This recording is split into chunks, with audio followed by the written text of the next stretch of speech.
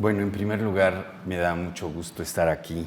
Ustedes no están para saberlo y yo no debería ni siquiera de contarlo porque habla precisamente no solamente de ya cierta longevidad, sino también habla de ciertos elementos un tanto íntimos que uno debería de guardarse, pero como yo soy bastante chismoso y ahorita se van a dar cuenta, me acerco más, así, me da mucho gusto estar aquí porque hace muchísimos años, aquí en este centro, que antes era el Centro de Estudios de Historia de México, Condumex, había un archivo que espero que todavía esté aquí, que era el archivo de Genaro Amezcua, un zapatista bastante importante que se encargó de establecer las pequeñas relaciones internacionales del zapatismo histórico con el resto del mundo. Y me tocó clasificar y trabajar este archivo bajo la dirección de mi maestro Eduardo Blanquel. Y fue aquí precisamente donde realmente entré en la propia dinámica del trabajo de archivo que ha sido parte de mi pasión en los últimos años, bueno, en los últimos 60 años casi, ¿no?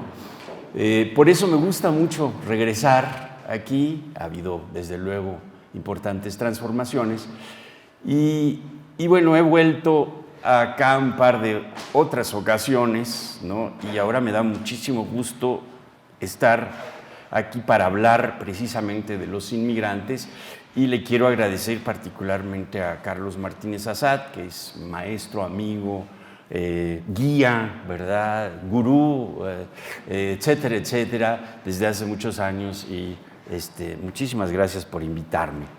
Y les voy a hablar de algo que se conoce poco, ¿verdad? Porque de hecho el gran tema de los españoles son los republicanos que llegan refugiados a México a partir de 1939, aunque llegan desde antes, ¿verdad? Varios están empezando a llegar desde el inicio de la guerra, también incluso también desde los primeros años 30.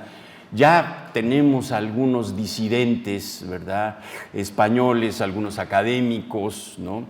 Que, digamos, con este signo de oposición a las tendencias fascistoides o en las tendencias de derechización del mundo entero, ¿verdad? Se empiezan a refugiar en estos espacios que todavía prometen, ¿verdad?, no someterse tan brutalmente a las derechas. Sin embargo, en los años 20, bueno, sobre todo en los años 30, aunque tiene sus antecedentes en los años 20 del siglo XX, hay una migración importante, ¿verdad?, de españoles que no hemos estudiado, no se han estudiado tanto como los republicanos, y que es precisamente la migración de las derechas, precisamente, ¿no?, que son los falangistas.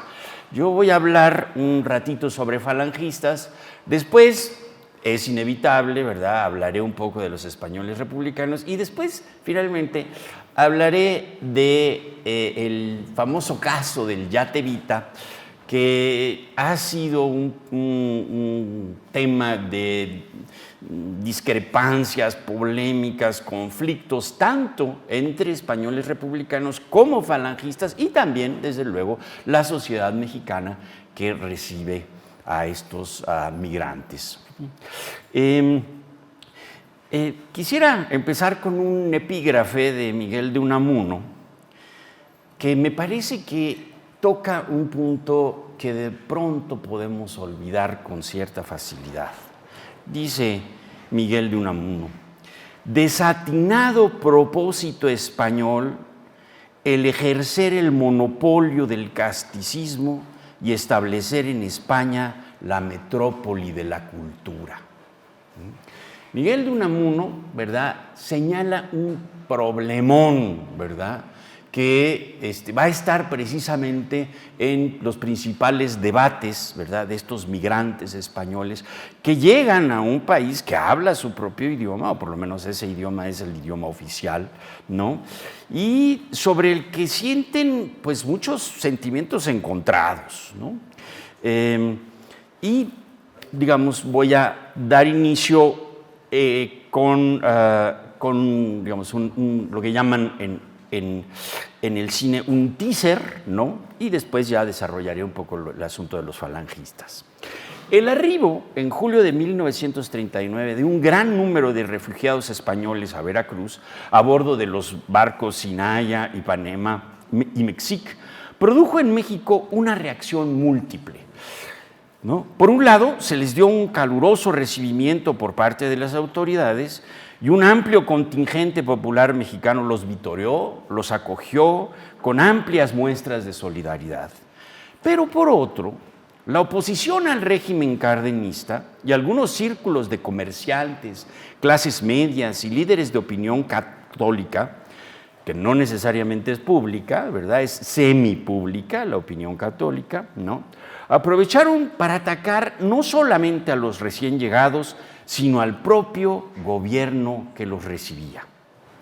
Antiguos miembros de la colonia española que se integraban orgánicamente a esta oposición y no pocos peninsulares acomodados en el mundo del comercio, la prensa, el espectáculo y algunos servicios, abanderaron aquellos principios de la intolerancia y el fanatismo que el régimen del general Cárdenas estaba tratando de extirpar de la sociedad mexicana con muy poco éxito, lamentablemente, y con mucho escándalo también.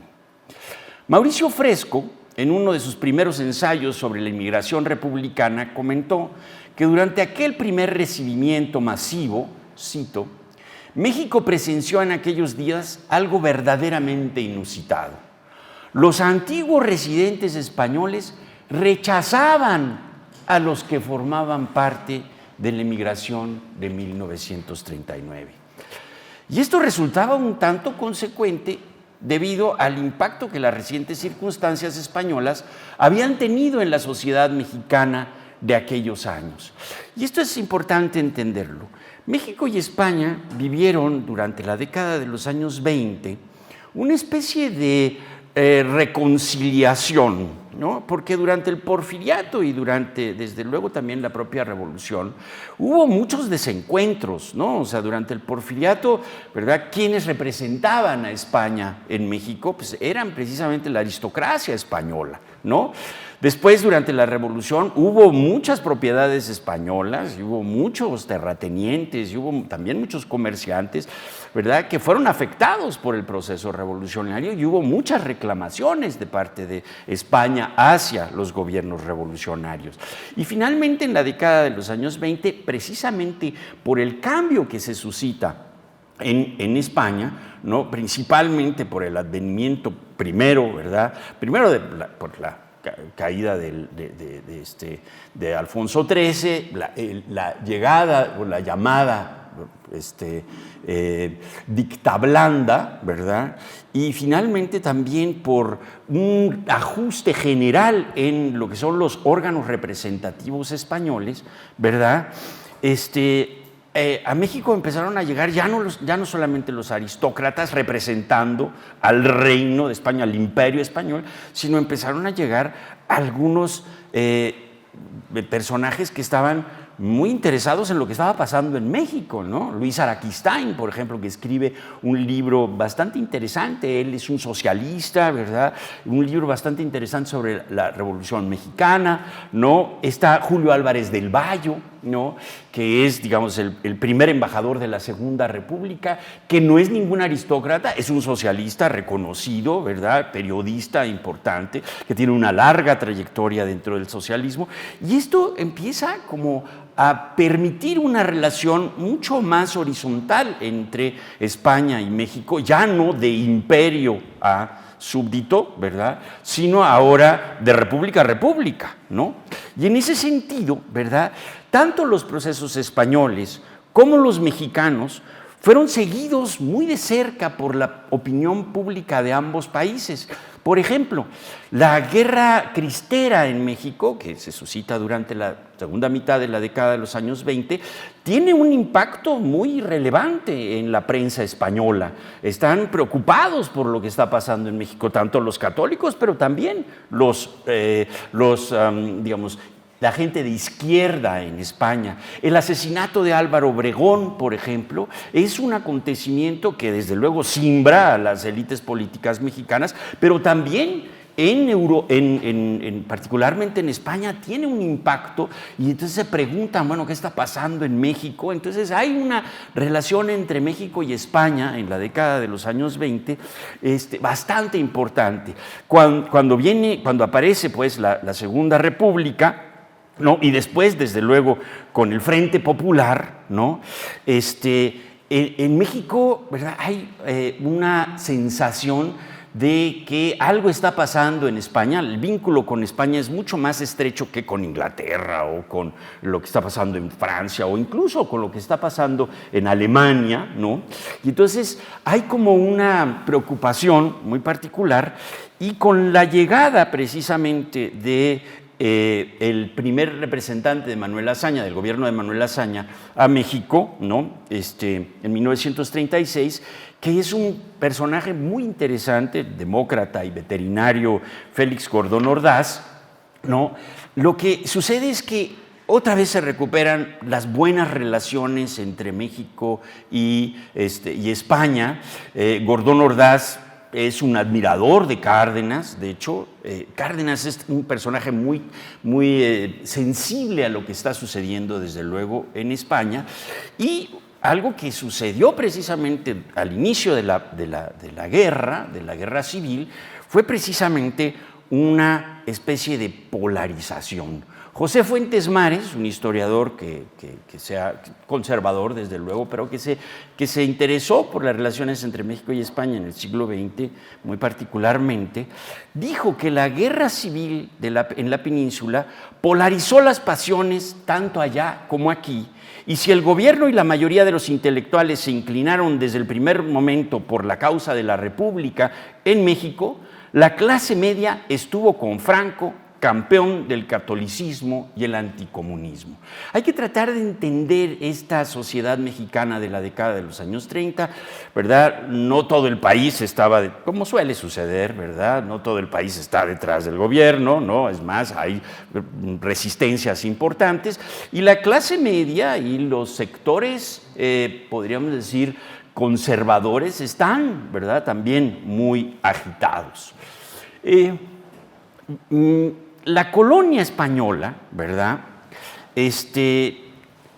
tenía muy arraigados unas categorías ideológicas, ¿verdad?, que pues yo he estudiado así con cierto cuidado, que son lo que he llamado el hispanismo o la hispanidad, ¿no?, que se basa precisamente en un pensamiento conservador que argumenta con mucha intolerancia, por cierto, ¿no?, que existe una comunidad o raza transatlántica, ¿no? Esta se distingue de todas las demás por crear una gran familia, ¿verdad?, formada por los pueblos que en un momento de su historia pertenecieron a la corona española, ¿verdad? Se habla de la hispanidad como una cultura madre, ¿no? Desde luego, esto retomando pues algunos de los ideólogos importantes, ¿verdad?, como Marcelino Menéndez y Pelayo, ¿no?, y que establecen precisamente que existen en la cultura, ¿verdad?, esta hispana, ¿verdad?, esencias españolas, ¿no?, razas, ¿verdad?, o una dimensión racial, ¿no?, que no solamente es una herencia sanguínea o de características fisiológicas, sino que incorpora la cultura, la historia, las tradiciones, la religión y el lenguaje, ¿verdad?, como parte imprescindible de esto que llaman la patria espiritual, ¿no? Y de hecho, si ustedes se dan cuenta, desde entonces, desde finales del siglo XIX, cuando estas ideas están creciendo y están adquiriendo una fuerza muy particular, desde América Latina se habla de España como la madre patria, ¿no? Eso establece un principio de jerarquía. Es la que nos donó precisamente nuestra condición de latinoamericanos. El hispanismo, ¿verdad?, o lo hispano, es un etos, ¿verdad?, de un gigantesco territorio cultural y geográfico, y a España nos debemos, y por lo tanto España nos deja ser, ¿no? Esta es una dimensión jerárquica importante. Una frase un tanto soberbia y exagerada del obispo de Toledo, Isidro Gómez Tomás, en 1934, ¿verdad?, increpa al mundo hispano con la siguiente sentencia. Fíjense nada más la fuerza que tiene. Escoged entre la madre que os llevó en su pecho durante siglos o los arribistas de todo cuño que miran en su provecho. Está pensando desde luego en Estados Unidos, ¿no? Desde que ya está muy clavado en a ver cómo conquista estos espacios, ¿verdad?, que supuestamente pertenecían, entre comillas, a España. De hecho, en vez de pensar en un imperio material, en un imperio de índole, digamos, territorial, se habla ahora de un imperio espiritual, ¿no? Entonces, España ejerce un imperio espiritual en sus excolonias de América Latina. La religión católica no solo es un principio sin el cual España misma es inconcebible, según estas ideas, sino que a través de la evangelización esa hispanidad le dio sentido a los pueblos americanos, ¿no? Este es un fenómeno bastante importante que sigue de alguna forma también presente, ¿no?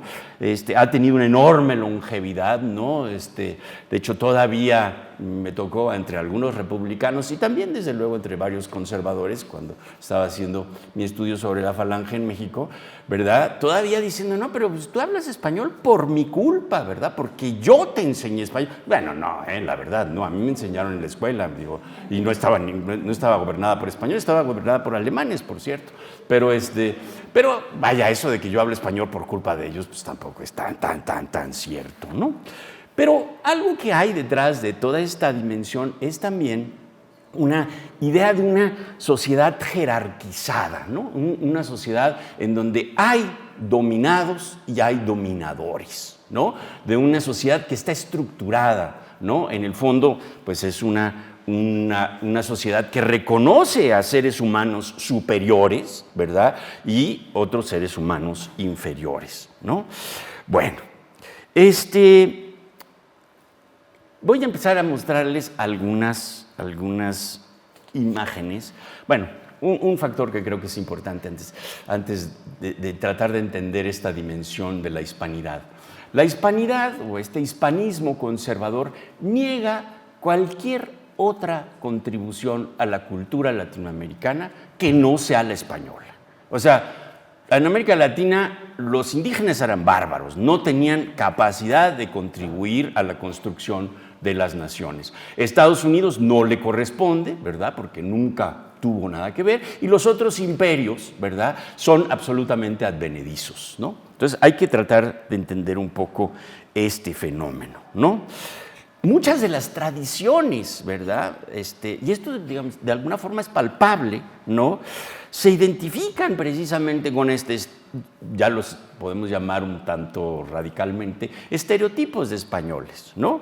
Son, por ejemplo, el canto y el baile flamenco, la veneración y los festejos a la Virgen de la Covadonga, los toros, los linajes marcados por marquesados, ducados, vinculaciones reales, los gitanos, recursos en el lenguaje como el ceceo, ¿verdad? El ceceo en México está tan arraigado a la religión católica que en las películas mexicanas, si ustedes se dan cuenta, Cristo cecea, ¿no? Sí, es interesante, es muy interesante, ¿no? Y muchos de los curas que aparecen en los pueblos, ¿verdad?, cecean también, ¿no? Entonces, ahí tenemos una vinculación bastante importante. Pero también el espíritu machista y juguetón de los hombres, el garbo y la coquetería de las mujeres, todo esto forma parte de un hispanismo que entra en las dimensiones populares y en expresiones como música y cine, y desde luego a la hora de representar a los españoles, por lo general, y esto es importante, ¿no? Por lo general están asociados a la dimensión de la propiedad, son propietarios, son los grandes hacendados, ¿verdad?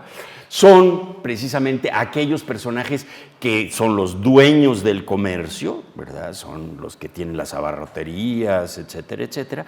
Son los dueños del transporte, también esto vuelve a aparecer, ¿no?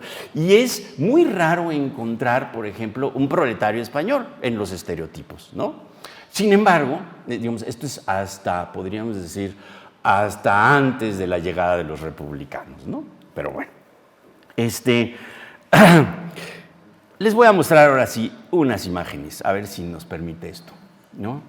Bueno, esta es una manifestación en 1934, señores, fíjense, una manifestación en 1934 en Veracruz, ¿no? En la que se está tratando de apoyar precisamente a los comerciantes españoles, ¿no? Que están en Veracruz y algunos comerciantes que hay en el resto del estado de Veracruz, ¿no? Que y traen precisamente pues, la bandera, ¿no? Mostrando, estos son casi todos trabajadores mexicanos, pero llevan en andas, ¿no? La bandera para mostrar su alianza, su admiración hacia esta dimensión hispánica, ¿no? Esta imagen, ¿verdad?, es ya una primera manifestación de la Falange en México, ¿no?, en el Casino Español. El Casino Español, ¿verdad?, que reunía, digamos, entre comillas, lo más granado de la colonia española, ¿no?, que eran los terratenientes, los comerciantes, los hombres de la banca, etcétera, etcétera, se vuelve profundamente conservador en este momento, ¿no?, y desde luego a la hora de, digamos, dividirse tan radicalmente la sociedad española durante la Guerra Civil, ¿verdad?, se manifiesta claramente profranquista y falangista, de hecho, ¿no? Y esta es una clara manifestación de ello. Asociaciones mexicanas, ¿verdad?, algunas muy interesantes, que también me ha tocado la oportunidad de estudiarlas, asumen la bandera del franquismo rapidísimamente, como por ejemplo esta que es la Confederación de la Clase Media Mexicana, que también junto con la Asociación Mexicanista Revolucionaria, la Liga Pro Raza, después la Unión Nacional Sinarquista y después el mismísimo Partido de Acción Nacional, van a enarbolar precisamente las consignas franquistas y van, pues como buenos conservadores, ¿verdad?, van a seguir estos lineamientos, ¿no? La Confederación de la Clase Media, ¿verdad?, en septiembre de 1936, o sea, poquitito tiempo después de la sublevación de los franquistas, ¿verdad?, le escriben una carta al general Franco y le dicen: vivimos en México días difíciles semejantes a los que pasó la madre patria en los momentos anteriores al movimiento libertador. Aquí como allá el partido de la demagogia quiere destruir todo lo que hay de noble en nuestras tradiciones. Aquí como allá pugnan por implantar un régimen de barbarie. Nuestro deseo al dirigirnos a vuestra excelencia es solo uno: que en España se sepa el clamor de México consciente que aplaude con júbilo la victoria de la hispanidad. Fíjense, ¿no? O sea, claro, estos pobres diablos, los de la clase media, eran como 40, ¿no? Pero en el fondo ahí está el discurso, ¿no? Es interesantísimo. El movimiento de liberación de España es nuestro en la misma proporción que nosotros tenemos sangre española, ¿no? Bueno, déjenme decirle que el líder de esta confederación de la clase media era el Gallo Sáenz de Sicilia, un personaje bastante interesante, que fundó el Partido Fascista Mexicano en 1922, ¿verdad? Justo después de que llegó la avanzada a Roma, ¿verdad?, de los fascistas italianos comandados por Benito Mussolini, dijeron: ¡ay, este es nuestro modelo, vamos a hacer! Y entonces funda el Partido Fascista Mexicano, que realmente no es tan importante en el fondo, pero sí es muy escandaloso. Acuérdense, los fascistas son bastante escandalosos. Las derechas, por lo general, también, igual que las izquierdas, de repente, ¿no? Pero el escándalo es como un recurso muy importante, ¿no? Pero bueno, o sea, Sin embargo, y esto es interesante, ¿no? Digamos, en la medida en que se va organizando, ¿no? Digamos, las primeras resistencias y, digamos, también en la medida en que va avanzando la propia rebelión franquista, ¿no? En México, ¿verdad? Se empieza a fundar, se empieza a armar una asociación española anticomunista y antijudía, que esto es importante, ¿no? En el tono, esta jerarquía de los hombres superiores, etcétera, etcétera, ¿no? Y junto con la Confederación de la Clase Media y la Unión Nacional de Veteranos de la Revolución, ¿verdad?, empiezan a apuntalar algunas revistas fascistas mexicanas, pero con una connotación muy fuerte, que son Vida Española y El Diario Español, ¿no?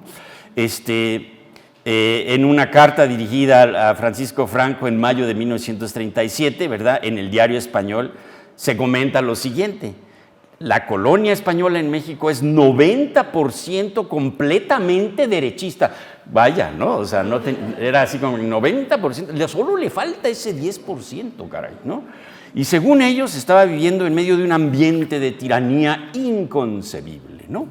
Bueno, este señor Cayo Nicós, que viene a ser como el primer falangista mexicano, ¿verdad?, organiza precisamente la Falange en México, y Cayo Nicós se autonombra representante personal de Franco en México y, ¿verdad?, va a tener constantemente relaciones con un personaje de la embajada, que es nada menos que Augusto Ibáñez Serrano, que él, ¿verdad?, va a ir cooptando precisamente a distintos miembros de la embajada, particularmente a un secretario que es el que tiene el archivo, a Ramón María Pujadas, ¿verdad?, que se roban el archivo de la embajada española, ¿no? Se lo roban y se lo llevan a la legación de Portugal, ¿no? Y desde ahí despachan, aunque México no tiene relaciones con Franco, ¿verdad?, desde la legación de Portugal despachan, ¿verdad?, los asuntos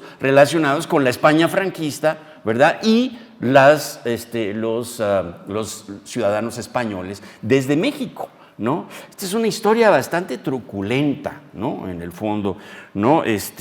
Bueno, no viene mucho al caso en el fondo, pero bueno, estos personajes, ¿verdad?, que ya son, digamos, los primeros simpatizantes de Franco dentro de la representación española en México, ¿verdad?, empiezan a organizarse como falange precisamente. Y entonces, en el Casino Español, ¿no?, hacen una cosa que casi se lo copian a los alemanes, ¿no? Una cosa que se llama el plato único, ¿no? El plato único era así como una especie así como de, como dicen los cubanos, un ajiaco, ¿no? Una gran olla donde se mete todo. En alemán es el Eintopf, ¿verdad?, que fue durante mucho tiempo la comida favorita de los nazis, ¿no? Nos juntamos, echamos todo ahí y comemos todos de lo que todos comen, pues, ¿no? En ese sentido. Y esto lo copian los falangistas, ¿no? Y siguen un poco, digamos, haciendo, o sea, hacen cosas, no, como son poquitos, tampoco pueden organizar demasiadas broncas, la verdad, ¿no? Pero, por ejemplo, sí confrontan a los periódicos mexicanos, ¿no? Sobre todo, por ejemplo, esta caricatura, ¿no?, que muestra, digamos, una especie de militar, ¿verdad?, que está clavándole su espada en la entraña de España, ¿no?, ¿verdad?, causa cierto escozor, ¿no? Y, sin embargo, ¿verdad?, otra vez este proceso de polarización, a pesar de que en México, digamos, no hay, me atrevería a decir que no hay demasiados contingentes de un lado y del otro, ¿verdad? Son pugnas, ¿verdad?, entre pequeños sectores, sobre todo pequeños sectores de clase media, ¿no? Tanto del lado de la izquierda como del lado de derecha, ¿no? Esto genera realmente una sensación que a Gordón Ordaz, a principios de 1938, ya le empieza a causar problemas, ¿no? Dice, por ejemplo, la actividad de los fascistas españoles, lamentablemente tolerada por el gobierno de México, es mayor que la que puede hacer esta embajada. O sea, según él, ¿verdad?, la propia embajada, como ya no tiene recursos, como está medio desconectada y está España en guerra, pues no tiene capacidad realmente, tanta capacidad como tienen los falangistas. En esta capital, que no pasa de 1 millón de habitantes, el periódico burgués más importante, se refiere al Excelsior, desde luego, tira 40,000 ejemplares diarios y en él se injuria y calumnia con exceso a España, ¿no? Y en la Cámara de Senadores, el constitucionalista Cándido Aguilar insiste en que se debe de poner un coto a las actividades de estos fascistas en México. Si aquí estuviéramos como en España en guerra, no había que pedir la aplicación del artículo 33, sino que les aplicaríamos, como lo merecen, el 30-30, ¿no? Para que vean, acá también cantamos bien las rancheras. Bueno, lo que es importante es que realmente el gobierno de México, o sea, estos falangistas sí tienen sus actividades, ahorita vamos a ir un poquito más allá, se van a pelear con los de la CTM, va a haber unos zafarranchos, etcétera, etcétera, pero lo que es importante realmente es que el gobierno de México se pone claramente del lado de la República, de hecho, ¿no? Y aquí tienen ustedes, digamos, estas son algunas de las imágenes que se tienen en España, ¿verdad?, del antifascismo mexicano, ¿verdad?, y un poco esta gratitud, ¿no?, que se siente. Por ejemplo, esta otra también, ¿no?, del Partido Sindicalista Español, ¿no? México es visto realmente como un amigo de la República, en el fondo, en buena medida porque sí, el gobierno de Cárdenas pues mandó pertrechos de guerra, apoyo, y desde luego, pues un primer acto, ¿verdad?, va a ser recibir a los niños de Morelia, ¿no?, que me imagino que todos ustedes conocen este caso, ¿no? Que es un caso de solidaridad internacional que tiene un impacto mundial, de hecho, en el fondo, ¿no? Estos huérfanos de guerra, ¿no?, que llegan y son recibidos en México, se hace una escuela especial en Morelia para ellos, ¿no?, y representan, digamos, un principio de solidaridad internacional mexicana, ¿verdad?, hacia la propia república en sí, ¿no? Sin embargo, ¿verdad?, pues las broncas siguen, ¿no? Este personaje Ibáñez, ¿no?, Augusto Gómez Serrano, personajes realmente que forman parte de estas derechas y de la falange, ¿verdad?, empiezan a tener cada vez más actividades. Por ejemplo,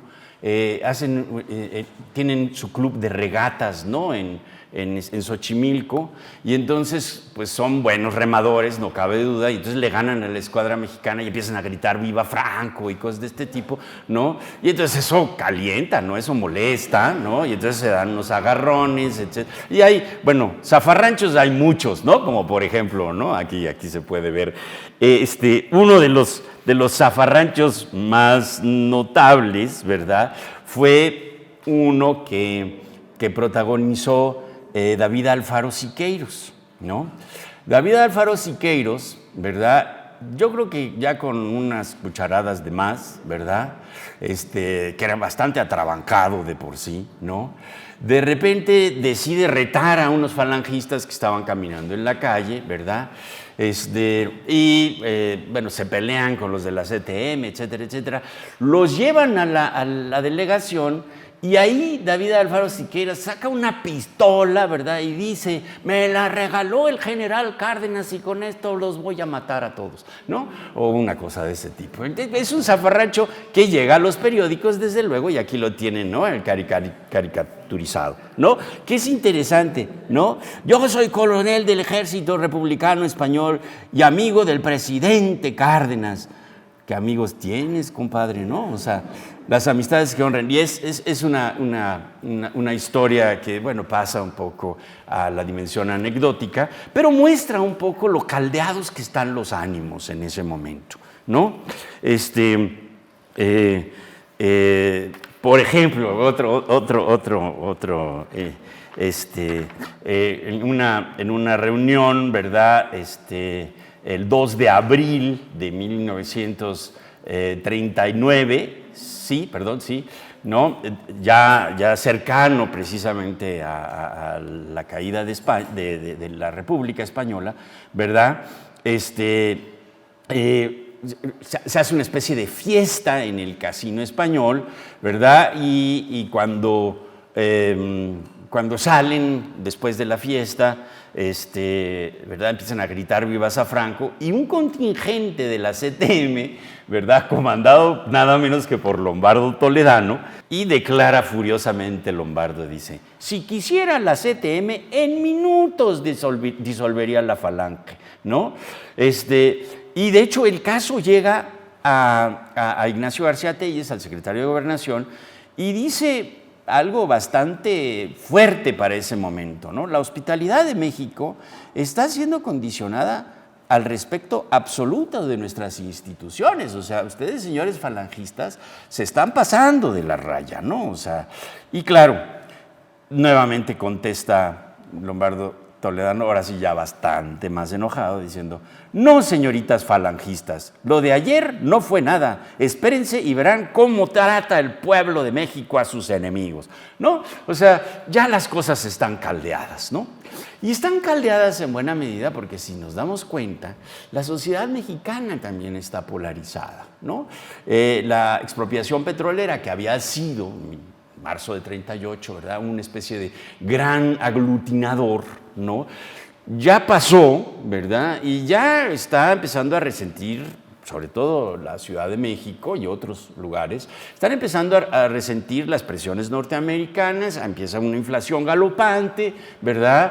La situación económica no está bien, ¿no? En 1939 hay así como mucha efervescencia, además ahí viene la sucesión presidencial que avanza muy tempranamente, es una de las sucesiones presidenciales más complicadas, ¿verdad?, de este periodo, porque empieza en enero de 1939 realmente, ya en 39 ya se está pensando quién va a ser el próximo presidente, ¿no? Y si de por sí estas circunstancias son inestabilizadoras en este país, en esa época eran mucho mayor. Ha surgido la Unión Nacional Sinarquista, ¿verdad?, en Guanajuato, está organizándose precisamente el Partido de Acción Nacional, ¿no? Entonces, realmente sí, estamos en un momento, ya en 1939, en que la situación está bastante álgida. Más aún, ¿verdad?, en la prensa, ¿verdad?, se distribuye, por ejemplo, esta imagen de la llegada, bueno, ahí vienen los españoles, empieza a decir: varios barcos, ¿verdad?, de españoles refugiados van a llegar a México. Y una foto, ¿verdad?, de una escala que hacen en Puerto Rico, ¿verdad?, se publica y de repente, pues si se dan cuenta, ¿no?, ahí está la bandera y dice Partido Comunista de Puerto Rico, ¿no? Y son nada más unos cuates que apoyaron a estos, o sea, no, pero la imagen es: ahí vienen los comunistas, ¿no?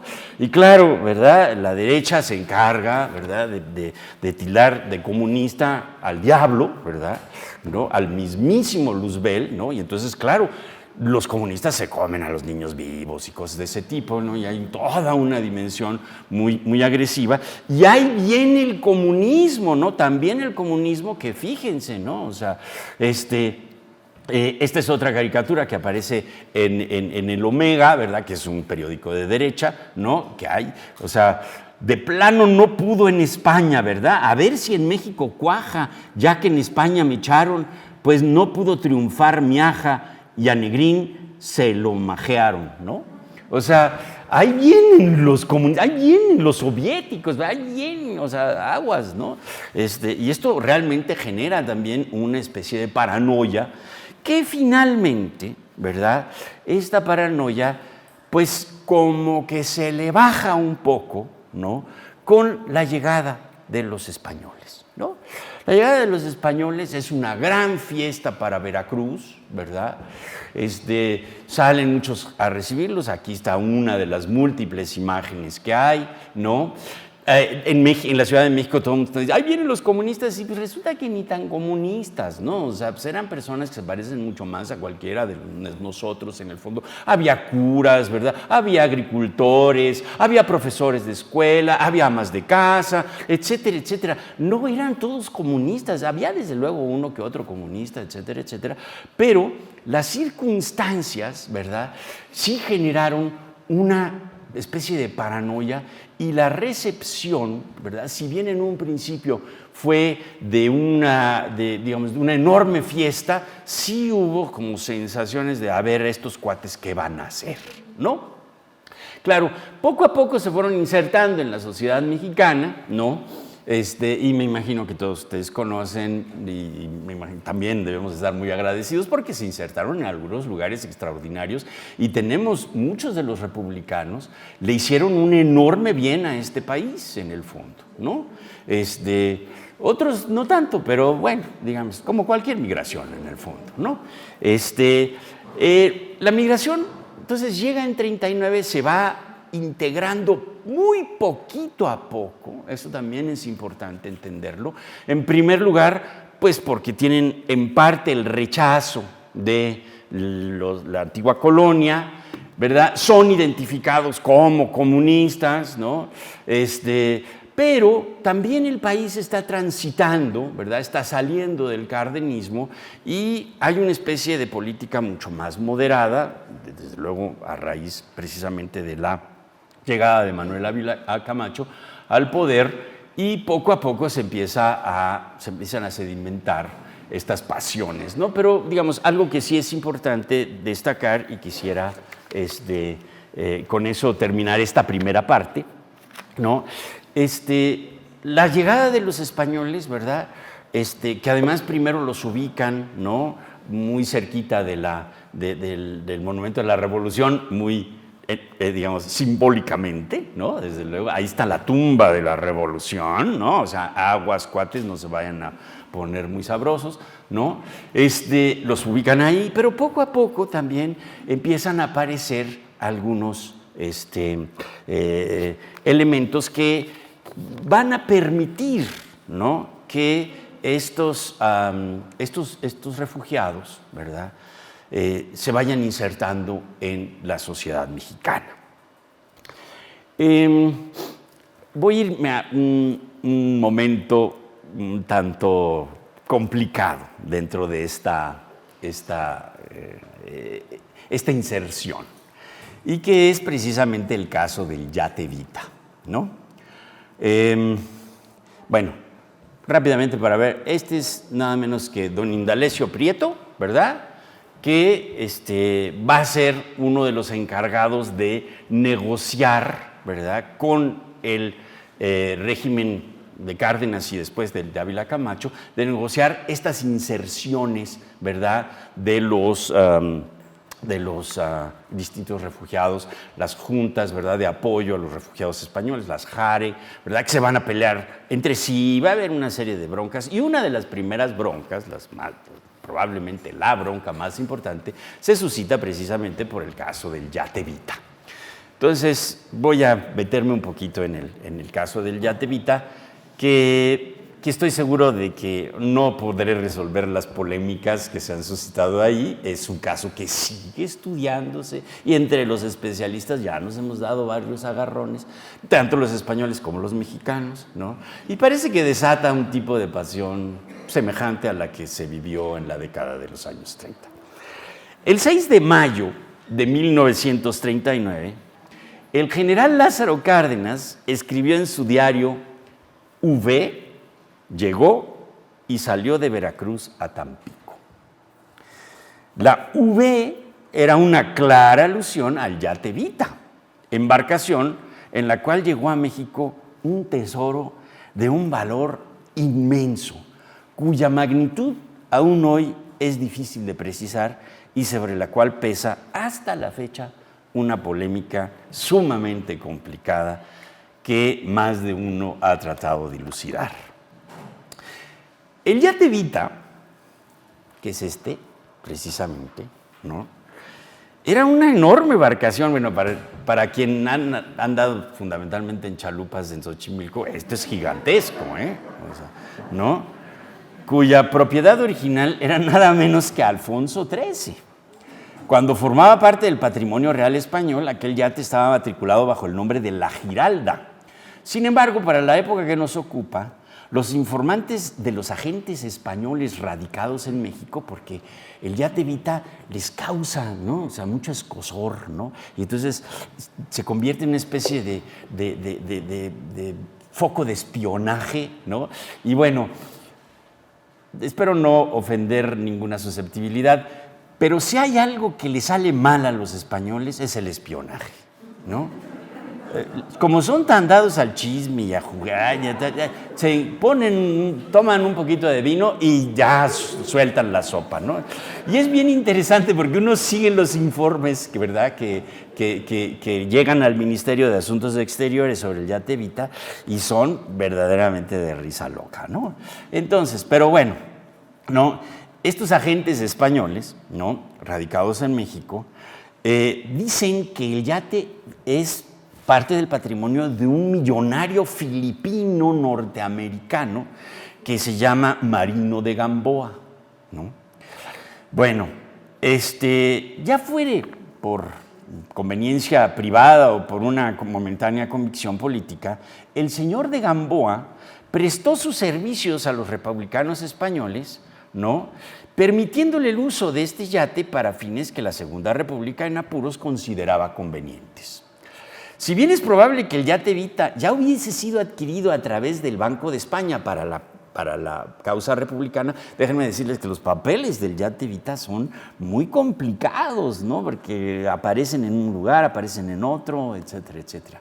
Es muy factible que el señor Gamboa fuese uno de aquellos ricos enemigos del fascismo que ganaban rápidamente espacios en aquellos prolegómenos de la Segunda Guerra Mundial y que disponían de los intereses y recursos necesarios para involucrarse directamente en los proyectos de transformación de las organizaciones políticas españoles, aunque después cambiaron de parecer precisamente protegiendo sus propios intereses. Eso también es importante. Este es un hombre rico, ¿verdad?, que de repente pues, puede simpatizar, ¿verdad?, en la lucha contra el fascismo, pero de repente si se le radicalizan demasiado, se pone del otro lado, ¿no?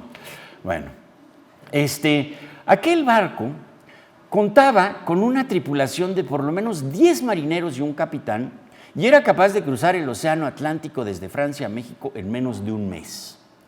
En aquella última travesía, su punto de partida fue el puerto de Le Havre y a mediados de abril llegó a costas mexicanas, salió a mediados de abril y llegó a costas mexicanas en los primeros días de marzo de 1939. O sea, en el primer aniversario de la expropiación petrolera. Entonces, realmente, pues las cosas estaban de tal manera en México que tampoco era tan relevante que llegara o no, ¿no?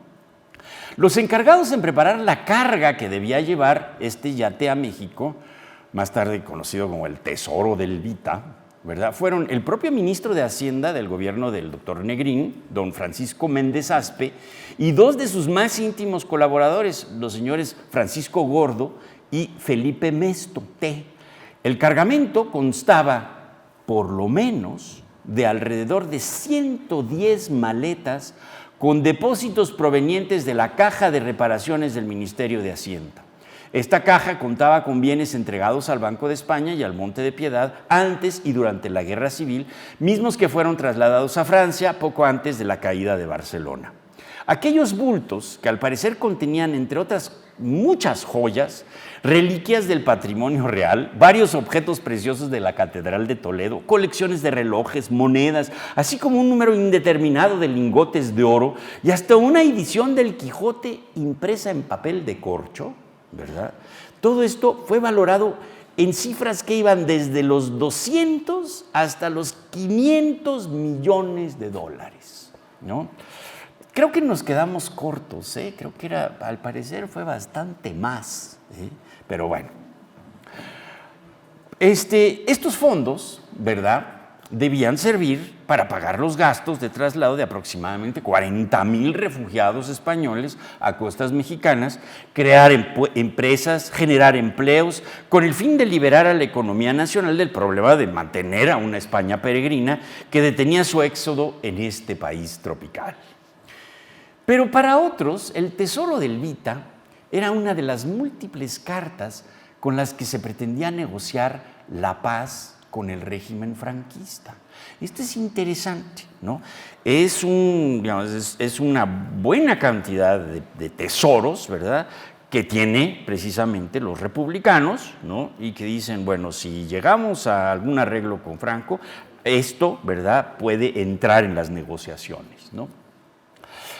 Independientemente de esta asignación específica, el hecho es que llega justo cuando las relaciones entre Negrín, ¿verdad?, el régimen de Negrín, y el grupo de Indalecio Prieto, ¿verdad?, están en conflicto, ¿no? Entonces, bueno, llegan este tesoro a México, ¿no? Y según unos historiadores españoles, ¿verdad?, Indalecio Prieto estaba aquí en México, ¿verdad?, y fue una de las razones por las que Prieto rompió definitivamente con el gobierno de Negrín, porque dijo, yo este tesoro me lo apropio, ¿no? Bueno, para no hacerles el cuento demasiado largo, no se sabe muy bien qué hacer al principio con ese tesoro, y finalmente se lo llevan a casa de un tal señor José María Argüelles, ¿verdad?, que era el segundo secretario de la Embajada Española en México, ¿no? Este tesoro se deposita ahí en casa del señor Argüelles y entonces ahí empiezan los problemas, ¿no? Gordón Ordaz no se quiere meter, ¿no? Dice, pues esto es algo de lo que yo todavía no sé, ¿no?, de qué se trata, ¿no? Indalecio Prieto presiona y dice, no, este tesoro es nuestro, este tesoro es de los españoles, no se tiene que utilizar, ¿no? Pero además, ¿verdad?, había otro problema, y es que los marineros no les habían pagado, y al capitán tampoco. El capitán era José de Ordorica, ¿verdad? Y entonces, pues, ¿qué hacer, no? Porque pues no había dinero, o sea, estaba el tesoro, ¿no? Pero había que pagarles a los 10 marineros, había que pagarle al capitán, y había que deshacerse del barco también, ¿no?, en el fondo, ¿no? Total, que para, insisto, no hacerles el cuento demasiado largo, ¿no?, el famoso Servicio de Migración para Refugiados Españoles, el SERE, ¿verdad?, formado por los seguidores de Negrín, ¿verdad?, y por representantes del gobierno de México en Francia, ¿verdad?, pierde fuerza frente a otra organización que es precisamente el JARE, la Junta de Ayuda a los Refugiados Españoles, que tiene precisamente Indalecio Prieto y que además es el que se apropió del tesoro, ¿no? Insisto, para no hacerles el cuento demasiado largo, bien a bien no se sabe qué hace del todo Indalecio Prieto con él. Las cosas se pusieron de tal manera, o sea, las broncas entre Indalecio Prieto, el JARE, el SERE, los representantes de la embajada de España republicana, que bueno, ya la España republicana estaba en Francia, pero no tenía como pies ni cabeza, etcétera, etcétera. Entonces, digamos, estos personajes que se quedarán un poco medio colgados de la brocha, porque además, acuérdense, ¿verdad?, que pues que ya está la Segunda Guerra Mundial andando, ¿verdad? Había iniciado precisamente a finales de agosto, principios de septiembre de 1939. Entonces, el gobierno de Cárdenas toma una decisión en 1940, ¿verdad?, en marzo de 1940, y le dice a Indalecio Prieto, ¿sabes qué, maestro?, ¿verdad?, más vale que ordenes lo que tienes, ¿verdad?, porque el tesoro del Vita no se puede sacar del país, punto, ¿no? Lo tienes que dejar en México, ¿no? El argumento de Prieto, según un informe de otro franquista en México, era que temía las posibles alteraciones de orden público o incluso una revolución en México con motivo de las elecciones presidenciales. Por eso quería sacar el Tesoro de México. A esto se negó rotundamente el gobierno mexicano, manifestando que dicho tesoro debía ser invertido en México como compensación por la aceptación de los refugiados. Con ese motivo, decía aquel informe que le enviaron a Franco, hubo una situación tirante entre Prieto y el gobierno mexicano.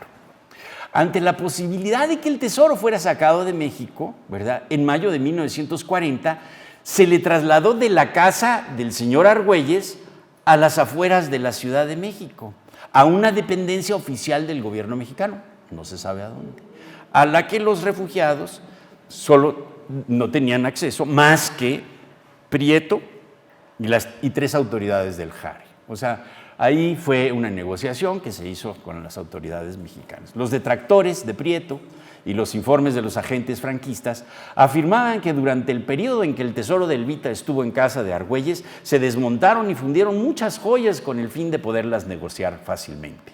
Si después salieron del país o formaron parte de alguna colección privada, es cosa que ya no ocupó a los informantes de Franco en México, que hasta la fecha, como ya se dijo, sigue siendo un asunto de polémica y especulación.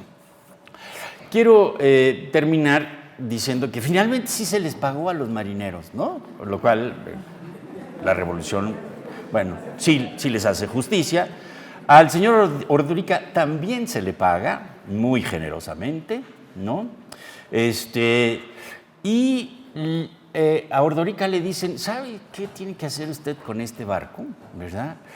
Sáquelo de Tampico, páselo por el canal de Panamá y póngalo en Acapulco, ¿no? Cámbiele de nombre, muy importante, ¿sí? Ahora se llama el yate Abril, ¿no? Abril, ¿sí? Se llama el yate Abril.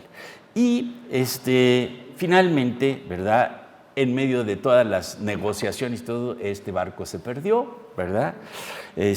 Hay algún historiador español que sí lo pudo seguir y dijo que llegó incluso hasta las Filipinas y, bueno, hizo como el viaje de regreso a España, ¿no? Pero por el otro lado, ¿no? Total. Quiero concluir con lo siguiente. El caso del yate Evita quedó así, más como una reclamación frustrada para los intereses franquistas en México y como otro factor de división entre los refugiados españoles y sus conflictos, ¿verdad?, entre sí y con el gobierno mexicano. El escándalo que se suscitó entre 1939 y 1941 se fue diluyendo poco a poco, aunque los sinsabores que dejó siguieron apareciendo ocasionalmente en la prensa nacional y en las discusiones de café durante muchos años más. Y esto es interesante. El primer libro sobre las relaciones entre México y España durante el siglo XX que escribió, bueno, él se va hasta el siglo XV, creo, ¿no? Es de Fuentes Mares, en vez de llamarse, ¿verdad?, La historia de dos orgullos, que fue como lo tradujeron al castellano, el libro de Fuentes Mares que aparece en España en la década de los años 50 se llama así, El Tesoro de Elvita y las relaciones entre México y España. Seguramente fue un acto de mercadotecnia, ¿no?, para vender el libro, porque todavía seguía las cosas con el yate Evita, ¿no? Sus dimensiones reales y su destino específico todavía no se conocen cabalmente y por lo tanto siguen siendo materia de especulación y apasionamientos, como lo han podido atestiguar. Muchas gracias.